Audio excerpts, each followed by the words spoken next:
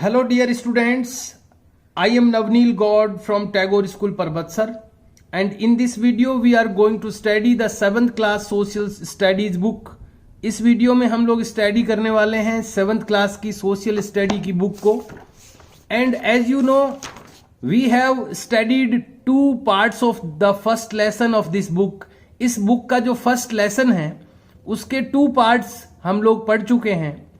I have posted 2 videos of this lesson.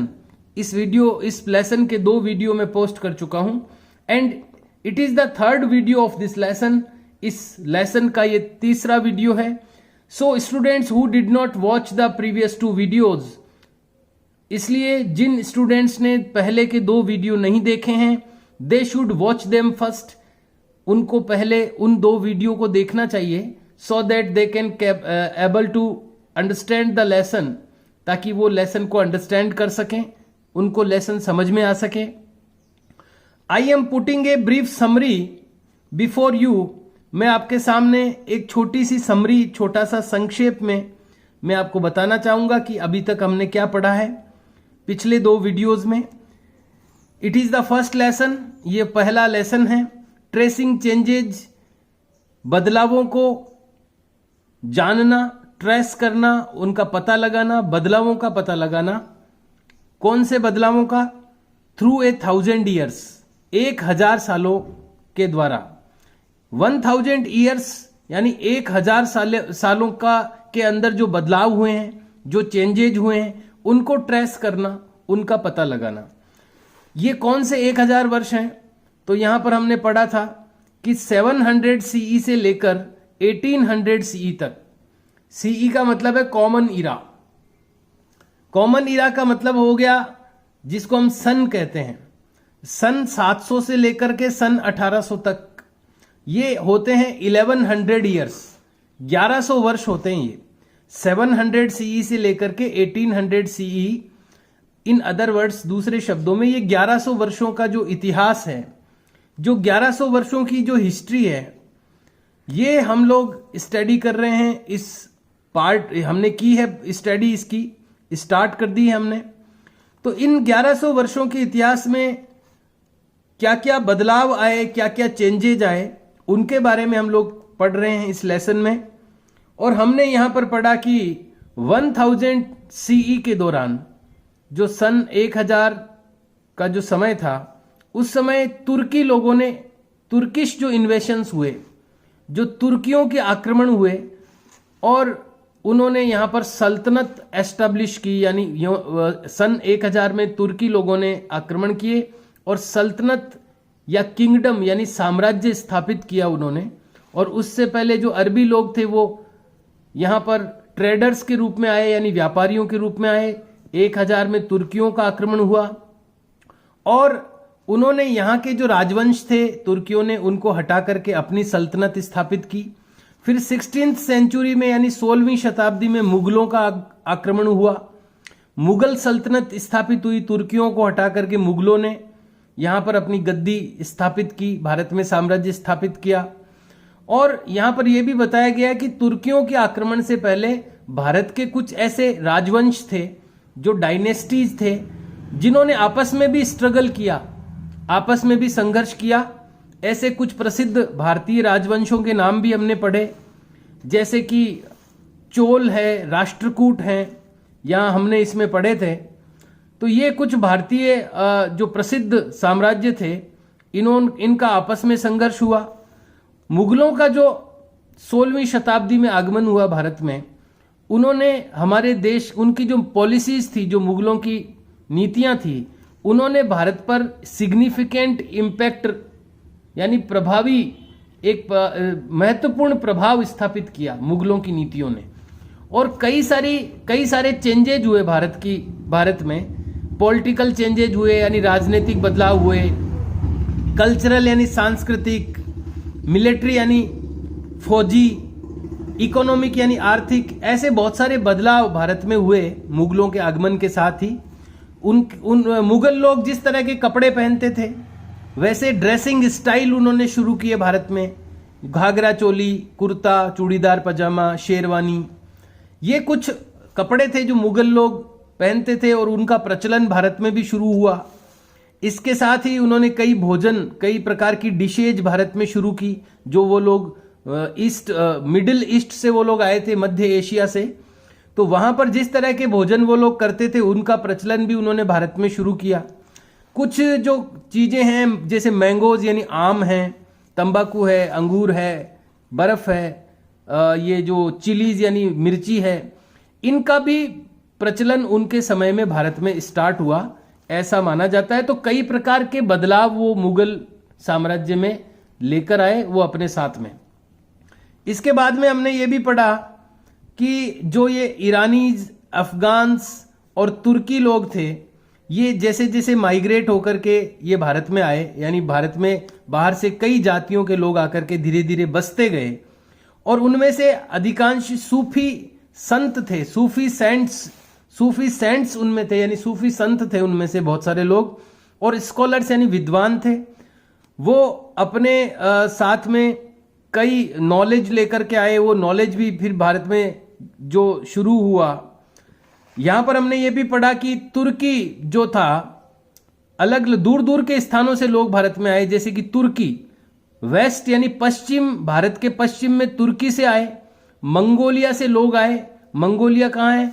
East में, यानी पूरब में मंगोलिया से और पश्चिम में तुर्की से, इतनी दूर दूर से लोग भारत में आए, और इनके आगमन के साथ भारत में कई बदलाव हुए। ये सारी चीजें हम लोग पढ़ चुके हैं।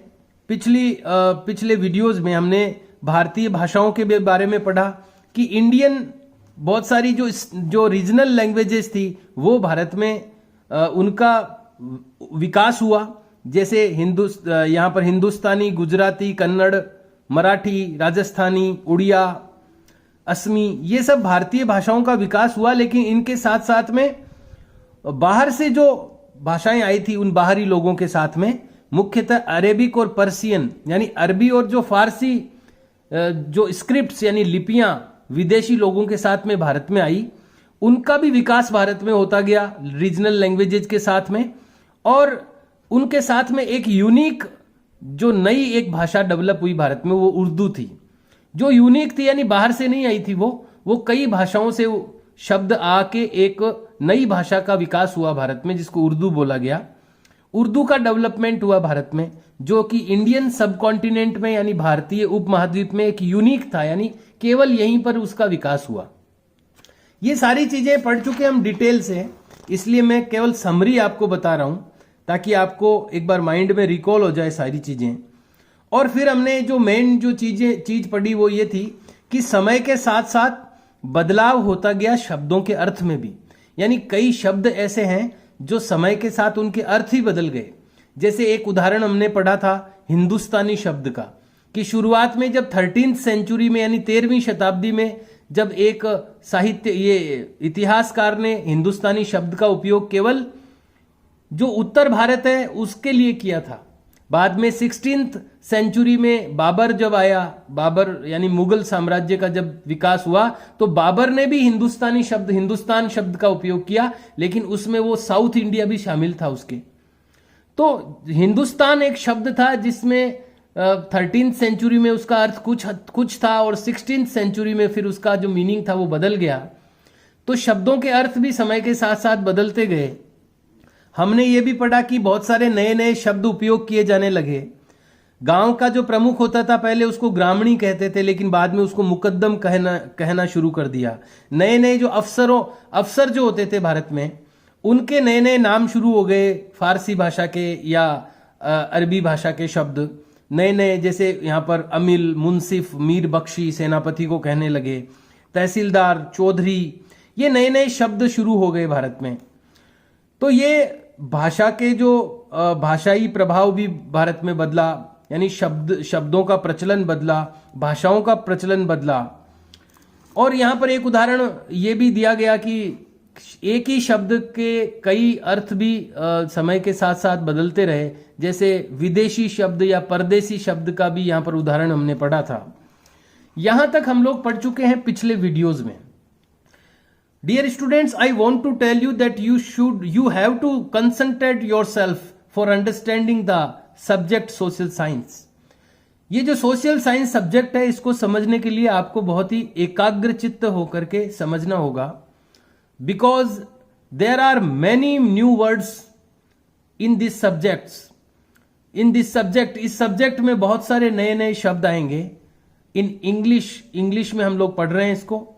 सो there are many difficult and new words for you in this lesson and also in all the whole subject. इस लेसन में भी और इस पूरे सब्जेक्ट में भी बहुत सारे नए वर्ड्स आएंगे जिनको आपको समझना होगा, तब आप लोग कॉन्सेप्ट को समझ पाएंगे। इसलिए मैं आपको कहना चाहता हूं कि बहुत ही कंसंट्रेट होकर के, बहुत ही एकाग्रचित्त होकर के अगर आप समझेंगे चीजों को तो आप समझ पाएंगे। मैं वर्ड टू वर्ड आपको समझाने की कोशिश कर रहा हूं, एक एक शब्द का अर्थ मैं बताता जा रहा हूं। I am not giving you only the sense, मैं केवल आपको उसका भाव नहीं बता रहा हूं, I am giving you the word meaning also. Words के जो मीनिंग है वो भी मैं आपको बताता जा रहा हूं। But your concentration is very important in this. लेकिन आपका कितना कंसंट्रेशन है, कितना एकाग्रचित्त होकर के आप ध्यान देते हैं, ये भी बहुत इंपॉर्टेंट रहेगा। Let's start the today's study. आज की स्टडी शुरू करते हैं। The study of history. The study of history, history का अध्ययन, इतिहास का अध्ययन। इतिहास को कुछ भागों में बांटा गया है। History is broadly classified into the following types.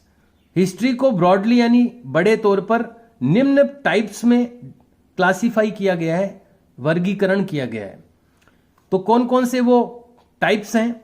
The first type is political history, राजनीतिक इतिहास। पहले जो हिस्ट्री के टाइप्स यहां पर क्लासिफाई किए गए हैं वो है, उसमें से फर्स्ट है पॉलिटिकल हिस्ट्री यानी राजनीतिक इतिहास। It is the history of kings, queen, leaders and their governance.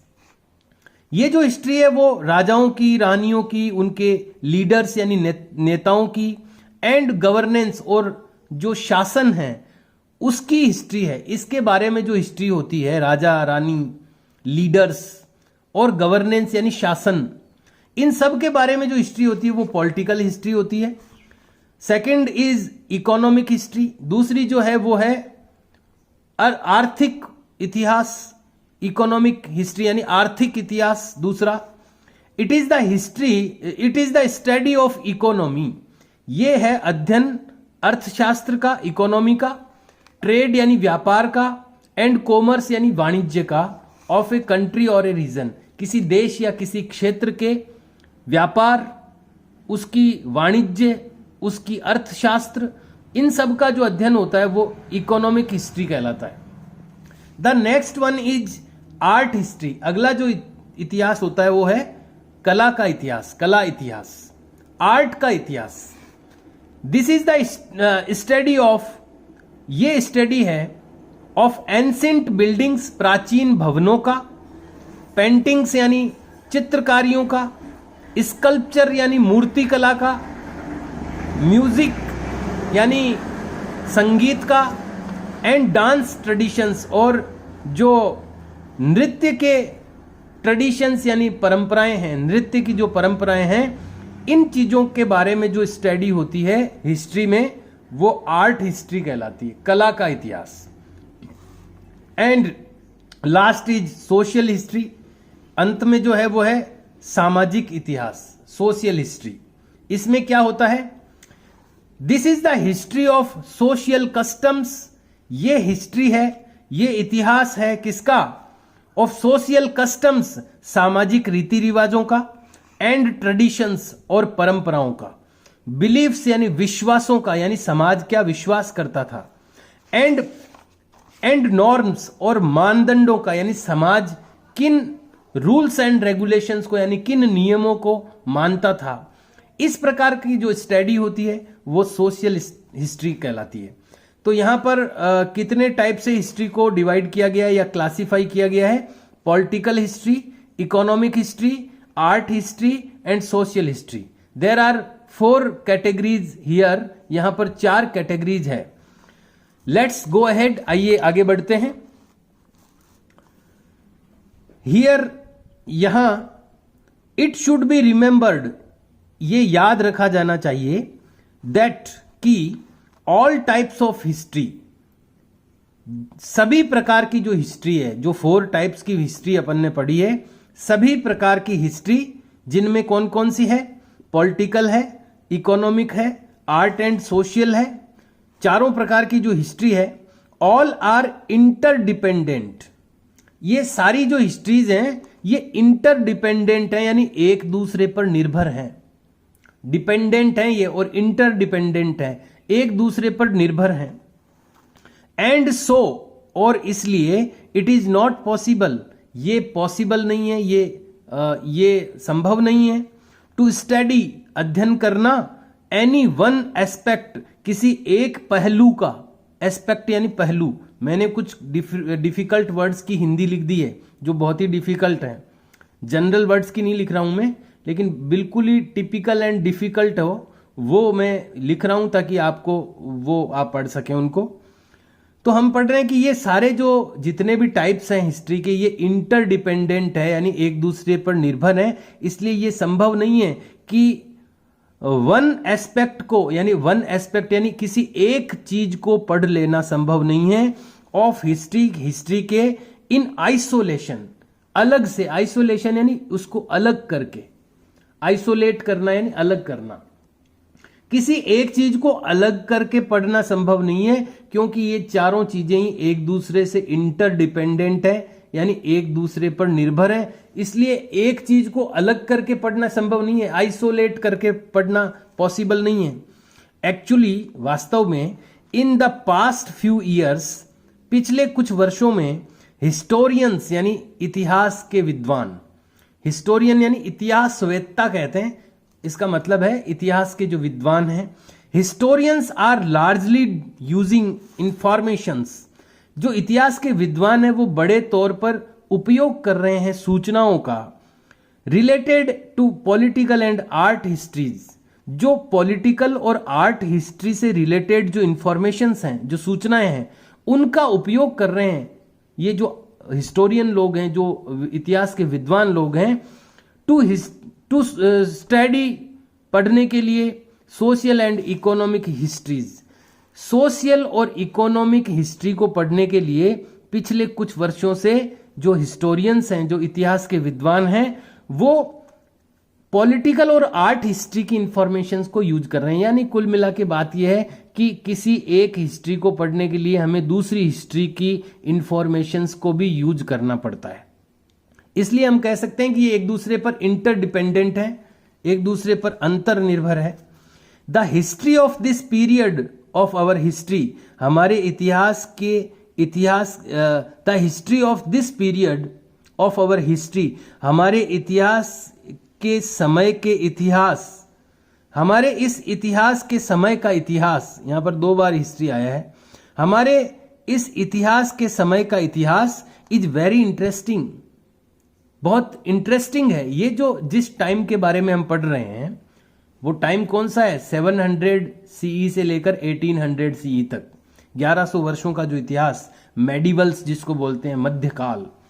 ये जो इतिहास जो हम पढ़ रहे हैं इज वेरी इंटरेस्टिंग, ये बहुत ही इंटरेस्टिंग है, रुचिपूर्ण है, बिकॉज, क्योंकि अनलाइक द अर्लियर पीरियड, यानी इससे पहले का जो समय था, 700 से लेकर के 1800 तक का हम पढ़ रहे हैं, 800 से लेकर है कि 700 से लेकर 1800 तक के बीच का जो इतिहास हम पढ़ रहे हैं, इससे पहले का जो टाइम था 700 से पहले का, उसमें क्या है, उस जमाने का कुछ भी अपने को अवेलेबल नहीं है।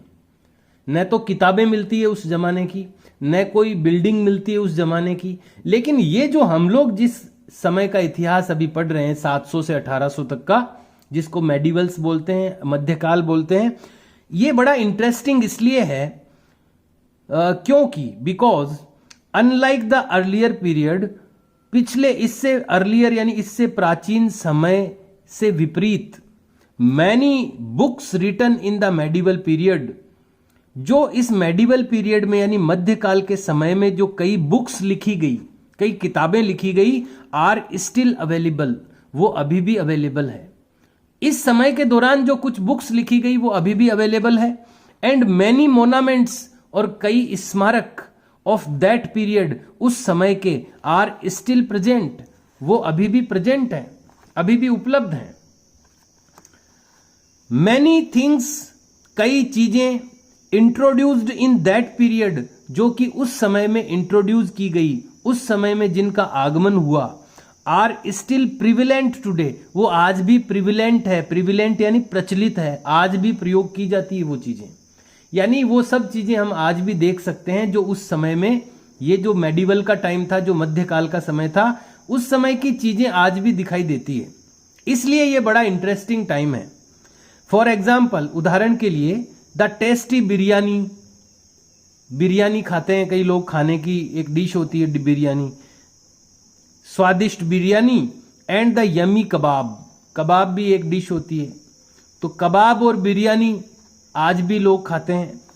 अराइवल ऑफ मुस्लिम्स, मुस्लिमों के आगमन इन इंडिया, भारत में मुस्लिमों का जो आगमन हुआ, मुस्लिम भारत में आए, resulted into a huge Muslim population, और उसके परिणाम स्वरूप भारत में एक बहुत बड़ी जनसंख्या हो गई मुस्लिमों की, इन द कंट्री, भारत में, देश में, एंड दे आल्सो कॉन्ट्रीब्यूटेड, और उन्होंने योगदान भी दिया, उनकी मुस्लिम लोग भारत में आए, उनकी संख्या बढ़ी और उन्होंने कंट्रीब्यूट भी किया, उन्होंने योगदान भी दिया इन चेंजिंग द वेज, कई तरीकों को बदलने में, ऑफ द नेशन, देश के कई तरीकों को चेंज करने में उन्होंने अपना कंट्रीब्यूशन दिया, इन ए सिग्निफिकेंट मैनर, एक प्रभावी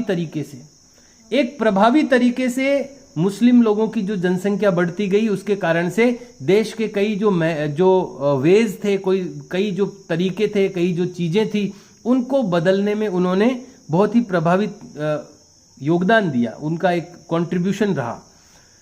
ईद उल फितर, जिसको हम ईद कहते हैं, Eid ul Fitr has been declared, इसको डिक्लेयर किया गया, ए रिलीजियस हॉलीडे, एक धार्मिक छुट्टी, इन अवर कंट्री, हमारे देश में जो मुस्लिमों का त्योहार है ईद उल फितर, उसको एक धार्मिक छुट्टी घोषित किया गया, डिक्लेयर किया गया। सेवरल वर्ड्स, कई जो शब्द हैं, लाइक कागजात, जैसे कि कागजात शब्द है जो कि पेपर्स के लिए यूज किया जाता है। जवाहरात, जो कि ज्वेल्स यानी आभूषणों के लिए, गहनों के लिए जवाहरात शब्द यूज किया जाता है। मुफ्तखोर फ्री ईटर यानी मुफ्त का खाने वाला, उसको मुफ्तखोर कहते हैं, ये शब्द है। कम फ्रॉम दिस पीरियड, ये जो मध्यकाल का समय था, इस पीरियड से ये शब्द भी आए। सूफी म्यूजिक, जो सूफी संगीत होता है, आज भी लोग सुनते हैं और गाते भी हैं, सूफी जो म्यूजिक था, is also a gift of this period, इस पीरियड का सूफी म्यूजिक भी एक गिफ्ट था, यानी एक ऐसा उपहार था सूफी म्यूजिक जो आज भी हमें आनंदित करता है, उस म्यूजिक को आज भी लोग बड़े आनंद से सुनते हैं। तो ये यहाँ पर हमने पढ़ा कि ये जो इतिहास जितने टाइप से बांटा गया है, 4 जो इसके टाइप बताए गए हैं, ये एक दूसरे पर इंटरडिपेंडेंट है और इनको अलग से कोई नहीं पढ़ा जा सकता। और ये हमने ये भी पढ़ा इसमें कि जो मेडिवल जो टाइम का जो इतिहास है, जो मध्यकाल का इतिहास है, जिसके बारे में हम लोग पढ़ रहे हैं, 700 to 1800 CE का जो इतिहास है, इसमें ये बड़ा इंटरेस्टिंग इसलिए है क्योंकि इस जमाने की जो चीजें हैं वो आज भी उपलब्ध है। इस जमाने की इमारतें, इस जमाने की किताबें, इस जमाने के व्यंजन, वो आज भी प्रिविलेंट है, प्रचलित हैं, और कई सारे शब्द भी आज भी चलते हैं। नेक्स्ट पॉइंट इज, अगला पॉइंट है, new social and political groups, नए सामाजिक और राजनीतिक ग्रुप। उस जमाने में कई ऐसे ग्रुप पैदा हुए जो कि सामाजिक आधार पर और राजनीतिक आधार पर प्रभावी बने, तो उन ग्रुप्स के बारे में हम लोग पढ़ेंगे यहां पर। The study of the 1000 years, ये जो 1000 सालों की स्टडी है, बिटवीन 700 एंड 750, 700 से लेकर के 750 के बीच में, ये जो 1000 सालों की हिस्ट्री है, is a huge challenge to historians, ये हिस्टोरियंस के लिए, इतिहास के विद्वानों के लिए एक बड़ा चैलेंज है। क्यों है चैलेंज? ये जो इस जमाने का इतिहास बड़ा एक चैलेंज है इतिहास के विद्वानों के लिए। क्यों चैलेंज है? लार्जली, बड़े तौर पर, बिकॉज यानी इसलिए, ऑफ द एक्सटेंट, इसका जो विस्तार है, यानी ये जो इतिहास है इतना फैला हुआ है इस जमाने का, 700 से लेकर 750 तक का जो इतिहास है इन 1000 सालों का, ये इतिहास के विद्वानों के लिए एक चैलेंज इसलिए है क्योंकि ये एक तो इसके एक्सटेंट के कारण, यानी इसके जो विस्तार हुआ इसका फैलाव जो है इस इतिहास का, एंड वैरायटी और विविधता और अलग अलग प्रकार की चीजें जो इसमें हुई, ऑफ डेवलपमेंट्स, विकास की जो वैरायटी हुई, दैट अकर्ड, जो उत्पन्न हुई ओवर द पीरियड, समय के साथ साथ ये जो टाइम था 1000 सालों का, इसमें जो इतिहास का विस्तार हुआ चीजों के एक्सटेंट के कारण, और जो वैरायटी, डेवलपमेंट की जो वैरायटी थी, विकास की जो विविधता थी, अलग अलग प्रकार का जो विकास हुआ, इसके कारण से ये जो इतिहास है, ये मध्यकाल का जो मेडिवल का जो हिस्ट्री है, ये बड़ा चैलेंज है हिस्टोरियंस के लिए, इतिहास के विद्वानों के लिए। एट डिफरेंट मोमेंट्स, अलग अलग समय पर, इन दिस पीरियड, इस समय में अलग अलग समयों पर, अलग अलग अवसरों पर, न्यू टेक्नोलॉजीज, नई नई तकनीकें, एमर्ज्ड यानी उभरी। ये जो समय था 1000 सालों का, इसमें अलग अलग टाइमिंग पर, अलग अलग समयों पर अलग अलग टेक्निक्स यानी तकनीकें विकसित हुई, एमर्ज्ड यानी उभरी, like the Persian wheel irrigation, in irrigation, Parsi पहिए का उपयोग, इरिगेशन यानी सिंचाई में पारसी पहिए का यूज करना, ये पर्सियन व्हील यानी फारसी पहिया था कोई, इरिगेशन में यानी उसका सिंचाई में यूज शुरू हुआ। द स्पिनिंग व्हील, कताई करने का व्हील शुरू हुआ। इन वीविंग, बुनाई में जो ये स्पिनिंग व्हील का यूज शुरू हुआ। एंड फायर आर्म्स, और जो आग्नेयास्त्र यानी अग्नि उगलने वाले यंत्र, पहले तलवारें यही चलती थी, लेकिन बाद में जैसे बंदूकों का या जो अग्नि उगलने वाले यंत्र थे, एंड तोपें हैं, बंदूकें हैं। And fire arms in combat यानी युद्धों में फायर आर्म्स का यूज करना, यानी आग्नेयास्त्र जो अग्नि उगलने वाले यंत्र हैं, जैसे कि बंदूक है, तोप है, इनका यूज शुरू हुआ। न्यू टूल्स, न्यू फूड्स यानी नए नए भोजन, एंड बेवरेजेज और पीने के पदार्थ, केम इन द इंडियन सब कॉन्टिनेंट, भारतीय उपमहाद्वीप में आए। नए नए खाने की चीजें और नए नए पीने के पदार्थ भारतीय उपमहाद्वीप में आए, जैसे पोटैटोज यानी आलू, कॉर्न यानी मक्का, चिलीज यानी मिर्ची, टी यानी चाय, एंड कॉफी। रिमेंबर दैट, याद रखें कि ऑल दीज इनोवेशंस, ये सभी खोजें, न्यू टेक्नोलॉजीज, नई नई तकनीकें, एंड क्रॉप्स और फसलें, केम अलोंग विद पीपल, ये लोगों के साथ आई भारत में। याद रखें कि ये सब चीजें लोगों के साथ भारत में आई। हु ब्रॉट अदर आइडियाज, जो लाए दूसरे आइडिया लाए वो, विद देम, उनके साथ, एज वेल, भी, एज वेल का मतलब है भी, यानी वो अपने साथ में दूसरे आइडियाज भी लेके आए। सो इसलिए this was period of economic, इसलिए ये जो समय था वो था period of economic, political, social and cultural changes, इसलिए ये बदलावों का युग था। कैसे कैसे बदलावों का? ये था इकोनॉमिक यानी आर्थिक बदलावों का युग, पॉलिटिकल यानी राजनीतिक बदलावों का युग, सोशल यानी सामाजिक चेंजेज का युग, एंड कल्चरल चेंजेज और सांस्कृतिक चेंजेज का युग था ये। इसलिए बदलावों का युग कह सकते हैं अपन इसको। कितने हर प्रकार के बदलाव हुए इस युग में। मेडिवल का जो टाइम था, जो मध्यकाल का समय था, 700 टू 1800 का अब बात कर रहे हैं। This was also a period of significant mobility, ये जो समय था वो एक महत्वपूर्ण गतिशीलता का भी युग था। मोबिलिटी यानी गतिशीलता, लोगों के इधर उधर जाने आने का युग भी था ये। ग्रुप्स ऑफ पीपल, लोगों के समूह, ट्रेवल्ड लॉन्ग डिस्टेंसेज, यात्रा करते थे लंबी लंबी दूरियों की, इन सर्च ऑफ अपॉर्चुनिटी, अवसरों की तलाश में। अपॉर्चुनिटी यानी अवसरों की, सर्च यानी तलाश में, अवसरों की तलाश में लोग लंबी लंबी यात्राएं करते थे। द सब कॉन्टिनेंट, ये जो अपना उपमहाद्वीप है, कंटेन्ड इमेंस वेल्थ।